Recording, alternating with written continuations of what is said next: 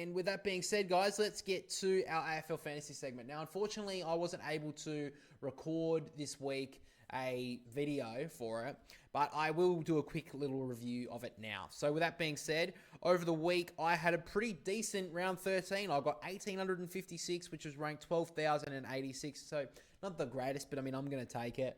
Now, looking at a couple of good scorers, Fonty loved that with 74 as a rookie. Sheasel really saved his score in the final term to get 119 as my captain, so 238. Connor Rosie did really well, 121. Trainer loved him with the 84. Dawson, 109. Chera, 107 in his first game for the team. Clayton Oliver, 109. Will Ashcroft, 113. Max Gawn, of course, did really well. Caleb Daniel returned to a bit of form with the 97 as well. Yeah, but we also, of course, have to mention Max Holmes. My namesake, my last name is actually Holmes, by the way. So Max Holmes, that brilliant performance with Bailey Smith going out. Really love that from him. Thank God for Max Holmes. 146 in the end after a 40 disposal performance. Really, really well done. Now, I've got to mention a couple of lower lights, unfortunately. Jake Bowie really dropped off. Basically, since Judd McVie returned, he only got 78, so I was hoping a little bit more there. Zach Merritt and Nick Dacos, sub 100 scores. I really was looking for more. Levi Ashcroft, 63. Going to have to start looking to get rid of him in the next few weeks. And both the Crows forwards for mine in Isaac Rankin and James Peatling. Now, Peatling, of course, is going to be suspended for a week, but Isaac Rankin's been moved forward over the past 5 or 6 weeks, which I really haven't liked on a fantasy point of view. I'm sure there's Crows fans out there who are like loving it because he's scoring goals, but no. This is all about fantasy here, and I am really pissed off that he's playing forward. But anyway, that's not much I can really do about it. So this is my brother's team over the weekend, of course. He had a couple of good scorers, looking at different players though. Lockie Ash with the 105, Rory Laird with the 95. He did bring in Tom Stewart, 110 on his return to the team, so really good job from him. Looking at a couple of others, not really great from anyone else other than maybe Tristan Cherry with the 111 on as a captain, and Brian Myers, of course, actually really well done from that with the 108. But a couple of lesser lights on his point of view. You're looking at probably Tom Liberatore, not really that good with the 63. Christian Petrarca, 89, probably would have expected more. And Toby Green, of course, coming out with a bad corky. I think he would be okay this week, but not great signs there for the Giants captain. But with that being said, guys, let's get to our trades for the week. So my trades for this week are Fonty out for Hugh Jackson, Archer Reed out for Nick Madden, and Luke Trainer out for Tom Stewart. So 2 players on my bench that I've got rid of this week for a lot of cash regeneration. Got Jackson because he did play a full game for the Power on the weekend and had a pretty decent performance. I think he was about 40 at halftime. Did come off a little bit in the second half, but as a kid, you're not really expecting much more.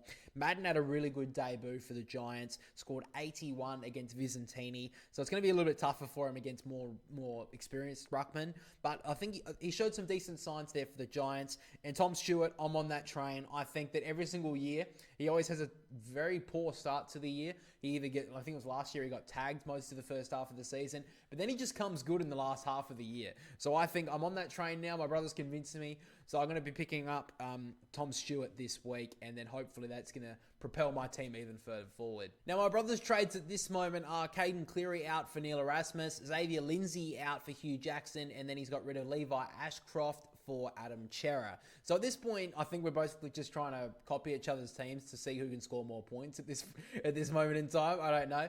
Caden Cleary, I mean, I'm not surprised he's out, obviously, with the bye now. Neil Erasmus was a bit of a surprising one. He said he may change this trade. However, he's been in pretty decent form at the moment, so I'll take his word for it. I haven't really kept the eye on Neil Erasmus, but I'll take his word for it anyway. Xavier Lindsay out, not too surprised. I think everyone's going to start getting rid of him in the next few weeks or so for Hugh Jackson, like I mentioned. And then Levi Ashcroft, I tried to move him this week, but I just couldn't do so.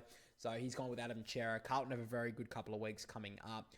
My one trade that I kind of teased last week, I was hoping to be able to do it. I don't think I'll be able to. I may be able to do it next week. I guess I can mention it now. I wanted to get in Charlie Curnow. He's at a price around $780, and with the fact that they've got North Melbourne, West Coast, and Port Adelaide in the next 3 weeks, I think you can absolutely bank in on goals. He scored 80 against Essendon over the week with only 2 goals. So I think in the next 3 weeks, he's going to go absolutely crazy. So I guess if you guys are looking for a trade option, I wouldn't be surprised if Charlie Curnow goes crazy in the next 3 weeks. I couldn't get that trade done, unfortunately, but if you guys can, make sure to try and do that sort of trade. But finally, let's get to our AFL Fantasy League for the week. So I moved up in the ranks. I moved up from, I think it was 44th to 40, and I have jumped in front of my brother for the first time since, I think, probably all the way through the season. I'm currently in front of him by, I think that's, oh, geez, I jumped up by a lot. I'm 50 points in front of him at the moment, so suck shit. Absolutely dominated him. He's going to be crying about that. He's currently in 42nd spot, so he's nearly outside the top half, which isn't great, but anyway. Looking at the top of the ladder, though, the Cheetah Cub still holds top spot. He currently holds the lead by over 150 points. He's had a very good couple of weeks, this guy. The Welshman is Bailey Welsh in second spot. We have Delusional Fools in third.